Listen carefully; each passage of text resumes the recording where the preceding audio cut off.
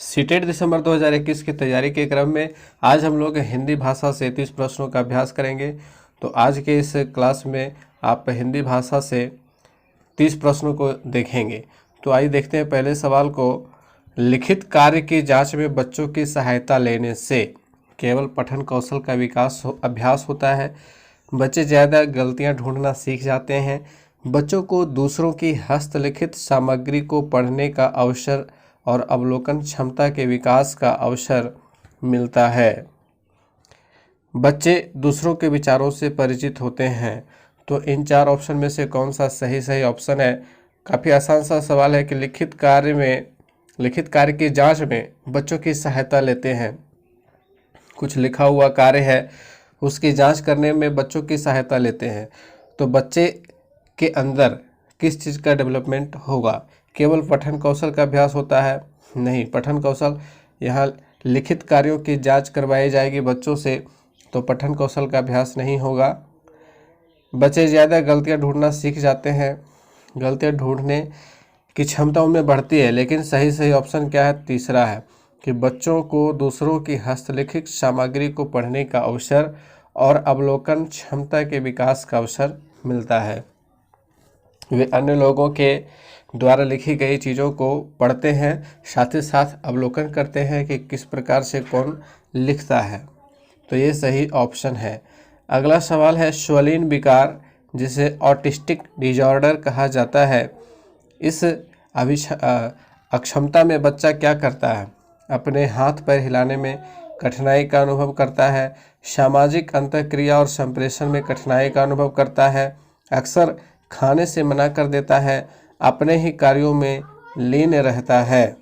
तो autistic disorder एक ऐसा डिजॉर्डर है, एक ऐसी अक्षमता है जिसमें बच्चा सामाजिक अंतःक्रिया और संप्रेषण में कठिनाई का अनुभव करता है। वह दूसरों से मिलना जुलना कम पसंद करता है।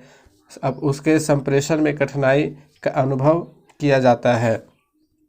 पब्लिक स्पीकिंग में वह कमज़ोर होता है। अगला सवाल है कि निम्नलिखित में से किस उद्देश्य के लिए प्राथमिक स्तर पर भाषा नहीं सीखी जाती? यहाँ पे ध्यान देखना है कि भाषा नहीं सीखी जाती है प्राथमिक स्तर पर। जीवन की विभिन्न स्थितियों को साधना, भाषा का व्याकरण सीखना, मन की बात कहना सुनना, अपनी अनेक ज़रूरतों को पूरा करना। तो इसमें पहला जो ऑप्शन है वो सही है यहाँ पे कि जीवन की विभिन्न स्थितियों को साधना, ये प्राथमिक स्तर पे भाषा का उद्देश्य नहीं है। भाषा शिक्षण का उद्देश्य प्राथमिक स्तर पर ये नहीं है कि जीवन की विभिन्न स्थितियों को साधा जाए, है ना, ये उच्च स्तर पर है। अगला सवाल है कि जिस विधि में छात्र व अध्यापक विचारों का आदान प्रदान करते हैं वह विधि क्या कहलाती है? प्रश्न उत्तर विधि, विचार विमर्श विधि, निगमन विधि, परियोजना विधि। तो जिस विधि में छात्र व अध्यापक विचारों का आदान प्रदान करते हैं, एक दूसरे के विचारों को जानते हैं, वह विधि विचार विमर्श विधि कहलाती है। तो अगला सवाल है कि हिंदी भाषा के संदर्भ में निम्नलिखित में से कौन सा निबंधात्मक परीक्षाओं का लाभ है? निबंधात्मक परीक्षा से आप क्या समझते हो? तो ऐसी परीक्षा जिसमें प्रश्न निबंध के रूप में पूछे जाते हैं। तो इसके द्वारा इस बात का भी पता लगता है कि छात्र किस प्रकार से विचारों को संगठित करके लिख सकता है। इन परीक्षाओं में बहुआयामी प्रश्न पर भिन्न भिन्न परीक्षक भिन्न भिन्न अंक प्रदान करते हैं। इसमें पूरे पाठ्यक्रम पर बल नहीं दिया जाता है।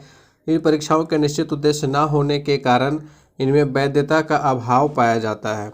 तो इन चारों में से पहला ऑप्शन सही है कि इसके द्वारा यानी कि निबंधात्मक परीक्षाओं के द्वारा इस बात का भी पता लगता है कि छात्र किस प्रकार से विचारों को संगठित करके लिख सकता है। छात्रों के विचार का पता निबंधात्मक परीक्षाओं के द्वारा लगाया जा सकता है। अगला सवाल है, शिक्षण की कौन सी उस विधि को कहते हैं जिसमें सामान्य से विशिष्ट अथवा सामान्य नियम से विशिष्ट उदाहरण की ओर बढ़ा जाता है? तो सामान्य नियम से विशिष्ट नियम की ओर या सामान्य उदाहरणों से विशिष्ट उदाहरण की ओर हम लोग निगमन विधि में बढ़ते हैं। निगमन विधि में एक सूत्र लिख दिया जाता है और उस सूत्र के आधार पर फिर बहुत सारे उदाहरण बताए जाते हैं। तो सामान्य से विशिष्ट की ओर बढ़ने वाला क्रम जो है निगमन विधि में है। आप लोगों ने इसे बहुत बार पढ़ा होगा, सीडीपी में, मैथमेटिक्स में, लगभग सारे विषय में निगमन विधि की चर्चा की गई है और आगमन विधि की चर्चा भी की गई है।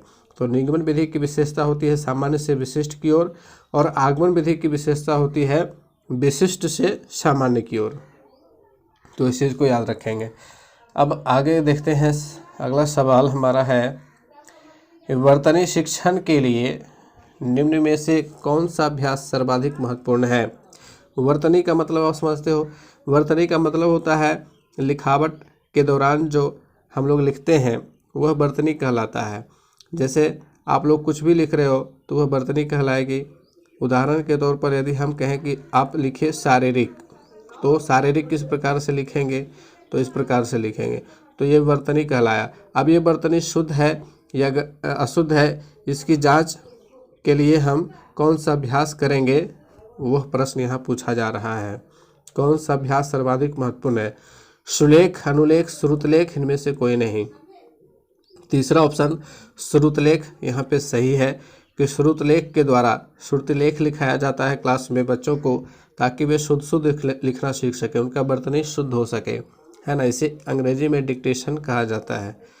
अगला सवाल है कि अनुभव द्वारा व्यवहार में रूपांतर लाना ही अधिगम है, यह कथन किसका है। तो अधिगम से संबंधित यह प्रश्न पूछा गया है और अधिगम के ऊपर जो डिटेल क्लास हमारा है आप उसमें जाकर के देख सकते हो कि अधिगम से संबंधित जितनी भी विभिन्न परिभाषाएं हैं जिस मनोवैज्ञानिक के द्वारा दी गई हैं उसके बारे में बताया गया है। तो यहाँ पे इस प्रश्न का उत्तर होगा गेट्स, क्योंकि अनुभव द्वारा व्यवहार में रूपांतर लाना अधिगम है, यह गेट्स का कथन है। अगला सवाल है कि भाषा शिक्षण का संप्रेषणात्मक उपागम भाषिक संरचनाओं की जानकारी पर बल देता है, संदर्भ में भाषा प्रयोग की कुशलता पर बल देता है, मातृभाषा प्रयोग का निषेध करता है, बोलना कौशल पर बल देता है। तो भाषा शिक्षण का संप्रेषणात्मक उपागम, संप्रेषण से आप क्या समझते हो। संप्रेषण का मतलब है कि अपनी अभिव्यक्ति को दूसरे तक सही सही पहुंचा पाना। तो यहाँ पे संप्रेषणात्मक उपागम जो है वह बोलना कौशल पर बल देता है, इससे बोलने का कौशल बढ़ता है, अच्छा होता है। अगला सवाल है कि बहुसांस्कृतिक पृष्ठभूमि वाली भारतीय कक्षाओं में भाषा शिक्षण के लिए अत्यावश्यक है परस्पर बातचीत के लिए अनेक अवसरों का निर्माण, विद्यार्थियों को श्रवण व लेखन कौशलों के अधिकाधिक अवसर देना। श्रवण व लेखन कौशल, श्रवण का मतलब सुनना और लेखन का मतलब लिखना, सुनने और लिखने के कौशलों को अधिकाधिक अवसर देना। विद्यार्थियों को भाषण व लेखन कौशलों के अधिकाधिक अवसर देना।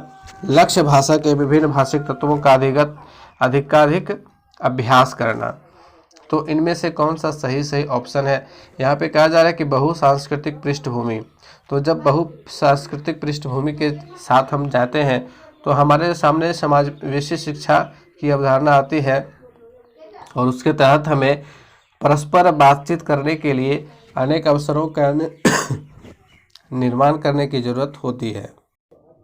अब देखेंगे अगला सवाल कि सहायक सामग्री के अंतर्गत उन सभी साधनों को सम्मिलित किया जाता है जिसकी सहायता से छात्रों की पाठ में रुचि बनी रहती है तथा वे उसे सफलतापूर्वक समझते हुए अधिगम के उद्देश्य को प्राप्त कर लेते हैं। तो यह कथन जो है यह किस मनोवैज्ञानिक का कथन है, आपको ये बताना है। एलोवेन स्ट्रॉन्ग, डेंड, कार्टर ए गुड, इनमें से कोई नहीं। तो यहाँ पे पहला कथन सही है, पहला ऑप्शन सही है, एलोवेन स्ट्रॉन्ग का यह कथन है। विशेष क्षमता वाले बच्चों की कक्षा में लेखन कौशल के अभ्यास के लिए क्या महत्वपूर्ण है। विचारों की मौलिकता, शुद्ध वर्तनी का प्रयोग, अलंकारिक भाषा का प्रयोग, अक्षरों की सुंदर बनावट। तो लेखन कौशल के अभ्यास के लिए विचारों की मौलिकता ज़्यादा महत्वपूर्ण है, सर्वाधिक महत्वपूर्ण है, विचारों की मौलिकता होनी चाहिए। अगला सवाल है, हिंदी भाषा में सतत और व्यापक मूल्यांकन करते समय आप किस बात पर विशेष ध्यान देंगे। शुद्ध वर्तनी, परियोजना कार्य, शुद्ध उच्चारण, विभिन्न संदर्भों में भाषा प्रयोग की कुशलता। तो ये चौथा ऑप्शन ही सही है कि विभिन्न संदर्भों में भाषा प्रयोग की कुशलता। बच्चे अलग अलग संदर्भ में भाषा का प्रयोग कुशलतापूर्वक कर पा रहे हैं या नहीं कर पा रहे हैं, इसी से पता चल जाता है। अगला सवाल है, माधुरी पढ़ते समय कभी कभी वाक्यों शब्दों की पुनरावृत्ति करती है, उसका यह भाषाई व्यवहार क्या दर्शाता है? वह समझ के साथ पढ़ने की कोशिश कर रही है, वह अटक अटक कर ही पढ़ सकती है, उसे पढ़ना बिल्कुल नहीं आता है, वह पढ़ने में ज़्यादा समय लेती है। तो यहाँ पे आप देखेंगे कि माधुरी जो है वह पढ़ते समय कभी कभी वाक्यों और शब्दों की पुनरावृत्ति करती है, यानी कि दोबारा से पढ़ती है। तो इसका अर्थ ये निकल रहा है कि वह समझ के साथ पढ़ने की कोशिश कर रही है, चीज़ों को समझते हुए वह पढ़ रही है। पहला ऑप्शन यहाँ पे सही है। अब अगला सवाल है कि उसने पढ़ा, उसने खाया, उसने सीखा, इस प्रकार के भाषा प्रयोग क्या दर्शाते हैं? नियम का उल्लंघन, संदर्भ की समझ ना होना, नियम कंठस्थ ना होना, नियमों का अति सामान्यीकरण। तो इस प्रकार का जो उदाहरण होता है, भाषा का प्रयोग होता है, यह दिखाता है कि नियमों का अति सामान्यीकरण कर दिया गया है और सभी जगह एक ही प्रकार के नियम लागू किए जा रहे हैं। तो ये 15 प्रश्न जो थे ये कंटेंट से थे। अब आ गया गद्यांश का पार्ट। अब यहाँ पे निम्नलिखित गद्यांश को पढ़ करके इस पर आधारित प्रश्नों के उत्तर देना है। तो सबसे पहले इसमें क्या करना है कि हमें प्रश्नों को एक नज़र देख लेना, उसके बाद हम पैसेज को पढ़ेंगे। पहला प्रश्न है कि बेरोजगारी की समस्या का पूर्ण समाधान नहीं होने के कारण के रूप में निम्नलिखित में से किसकी चर्चा नहीं की गई है? यहाँ पे कह रहा है कि नहीं की गई है। प्रशासनिक खामियां, ग्रामीणों का शिक्षित होना, योजनाओं को तैयार करने की दोषपूर्ण प्रक्रिया, योजनाओं का ग्रामीणों के अनुकूल नहीं होना। अगला प्रश्न है कि योजनाओं का पूरा लाभ ग्रामीणों को क्यों नहीं मिल पाता है। फिर अगला प्रश्न देख लेंगे कि किस कारण व्यक्ति को मानसिक रूप से प्रताड़ित होना पड़ता है। इसके बाद है प्रस्तुत गद्यांश के माध्यम से लेखक क्या बताना चाहता है, यानी कि इस गद्यांश का जो सेंट्रल पॉइंट है उसे भी देख लेना है, समझ लेना है। प्रस्तुत गद्यांश में किसके महत्व पर बल दिया गया है, और इधर संधि विच्छेद पूछा जा रहा है, और यहाँ पे कौन सा कथन सत्य है। फिर बेरोजगारी और अपराध के संबंध में लेखक क्या कहना चाहता है, क्रियान्वयन का विशेषण है।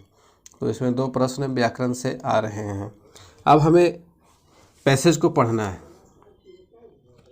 ग्रामीण क्षेत्र के लिए अनेक रोजगारोन्मुख योजनाएं चलाए जाने के बावजूद बेरोजगारी की समस्या का पूर्ण समाधान नहीं हो रहा है। ऐसी स्थिति के कई कारण हैं। कभी कभी योजनाओं को तैयार करने की दोषपूर्ण प्रक्रिया के कारण। अब पहला जो प्रश्न था हमारा इसी से संबंधित था, तो अंडरलाइन करते जाएंगे जो मेन पॉइंट मिलते जाएगा कि कभी कभी योजनाओं को तैयार करने की दोषपूर्ण प्रक्रिया के कारण इसका क्रियान्वयन ठीक से नहीं हो पाता, या ग्रामीणों के अनुकूल नहीं हो पाने के कारण भी कई बार ये योजनाएं कारगर साबित नहीं हो पाती हैं।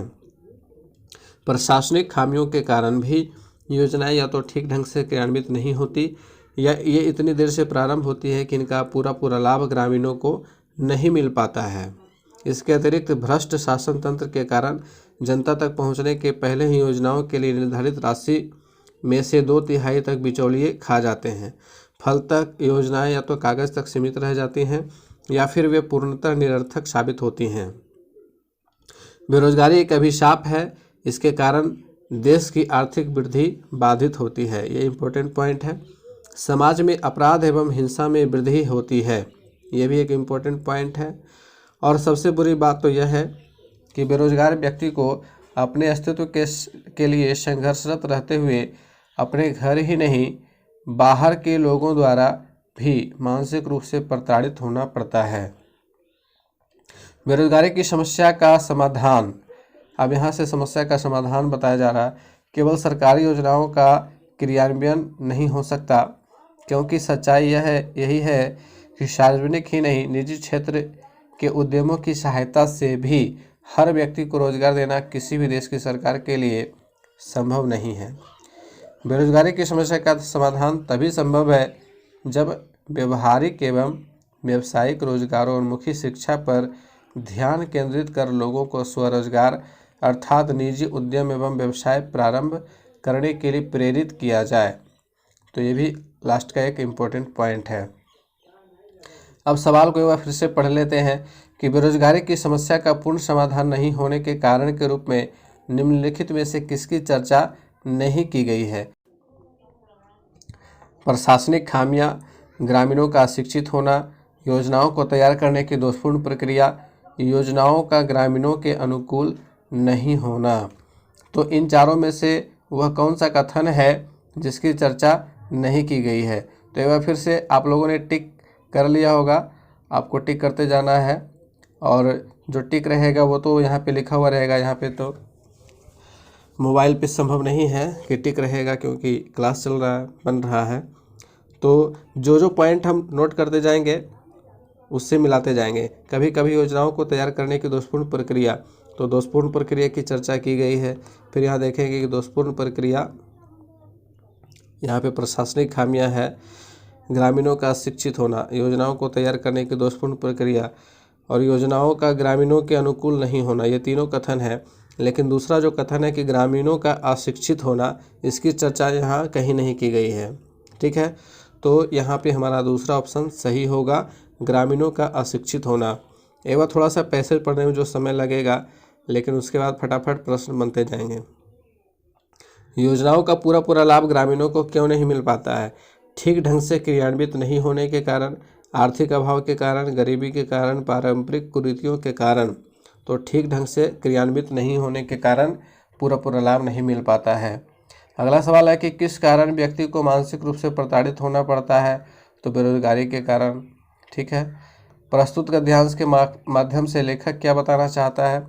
ग्रामीण क्षेत्रों के बारे में नहीं, रोजगारोन्मुख योजनाओं के बारे में नहीं, बेरोजगारी एवं इसके कुप्रभाव के बारे में सही है। स्वरोजगार के बारे में भी यहाँ चर्चा नहीं की गई है। तीसरा कथन ज़्यादा बेटर है। प्रस्तुत गद्यांश में किसके महत्व पर बल दिया गया है? बेरोजगारी पे बल दिया गया है, रोजगारोन्मुख योजनाओं पर, निजी उद्यम एवं स्वरोजगार, आर्थिक संपन्नता। तो यहाँ पे सर्वाधिक महत्व जो है वह निजी उद्यम एवं स्वरोजगार पर दिया गया है। इसके द्वारा ही बेरोजगारी को दूर किया जा सकता है। बेरोजगारी की समस्या उठाई गई है इस गद्यांश में, लेकिन महत्व किसका है? तो निजी उद्यम एवं स्वरोजगार का है। जैसा कि हम यहाँ पैराग्राफ के लास्ट में देख सकते हैं कि बेरोजगारी की समस्या का समाधान तभी संभव है जब व्यवहारिक एवं व्यावसायिक रोजगारोन्मुख शिक्षा पर ध्यान केंद्रित कर लोगों को स्वरोजगार अर्थात निजी उद्यम एवं व्यवसाय प्रारंभ करने के लिए प्रेरित किया जाए। तो ये जो लास्ट का लाइन है ये बल दे रहा है। तो यहाँ पे हम लोग 50वां प्रश्न के तीसरे ऑप्शन के साथ जाएंगे।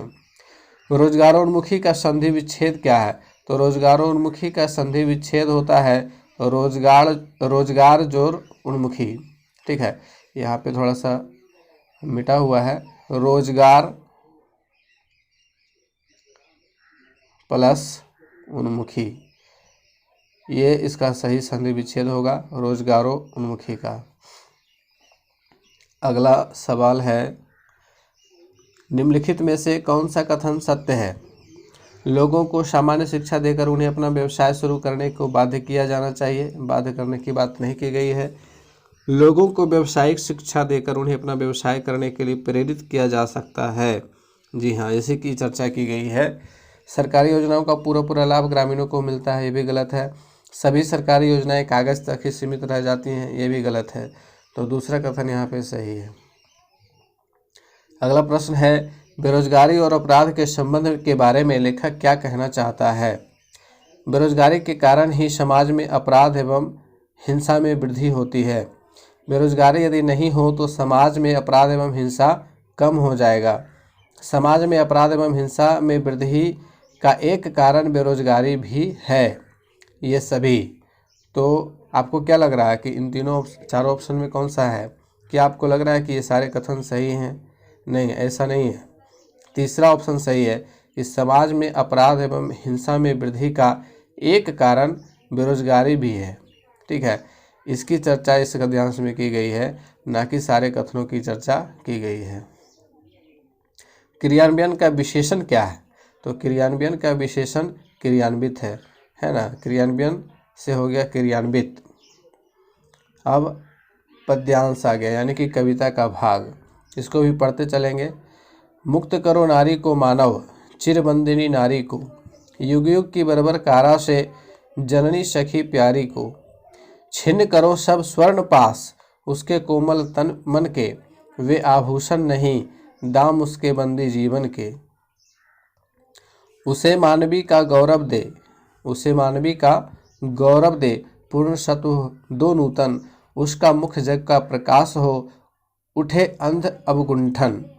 मुक्त करो जीवन संगिनी को, जननी देवी को आदृत, जग जीवन में मानव के संग हो मानवी प्रतिष्ठित।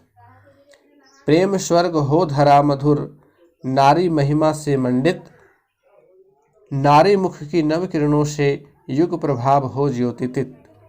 तो इस पद्यांश से अब कुछ सवाल आपको देखने को मिलेंगे।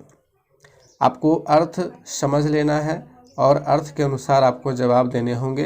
पहला सवाल है कि कवि नारी को किस दशा से मुक्त कराना चाहता है? समाज के बंधन से, पुरुष के बंधन से, परिवार के बंधन से, स्त्री रूपी बंधन से। तो इस गद्यांश को पढ़ने पर आपको क्या पता चला? मुक्त करो नारी को मानव, चिरबंदिनी नारी को, युग युग की बर्बर कारा से।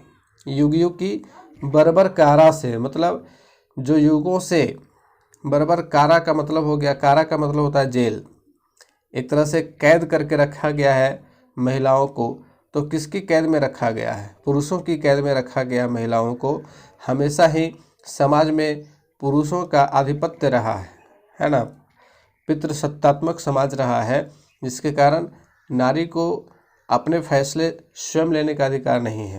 तो यहाँ पे सवाल का सही जवाब होगा पुरुष के बंधन से मुक्त कराना चाहता है।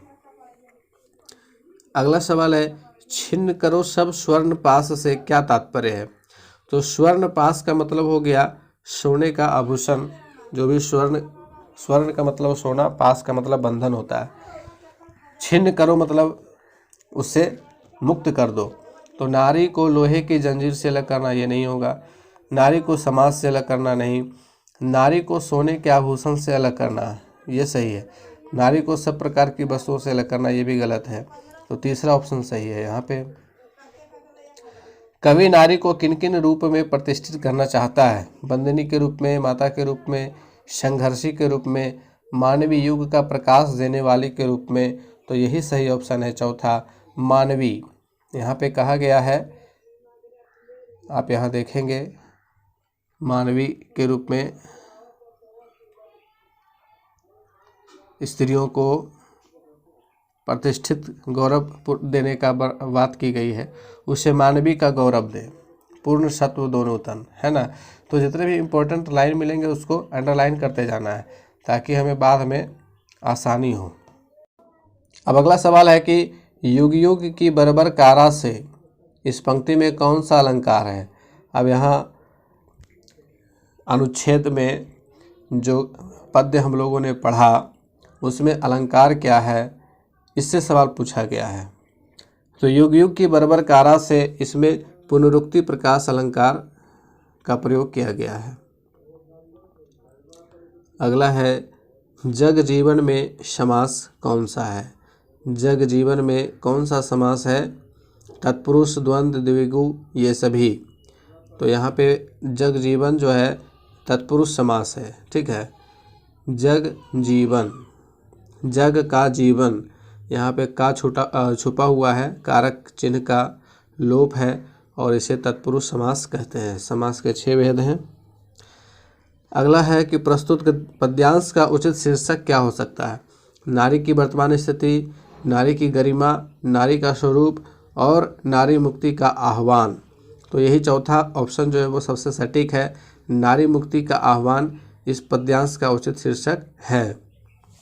तो इस प्रकार से हिंदी के इस प्रैक्टिस सेट में हम लोगों ने 30 प्रश्नों का अभ्यास किया। मिलते हैं फिर से अगले क्लास में, तब तक के लिए गुड बाय, टेक केयर।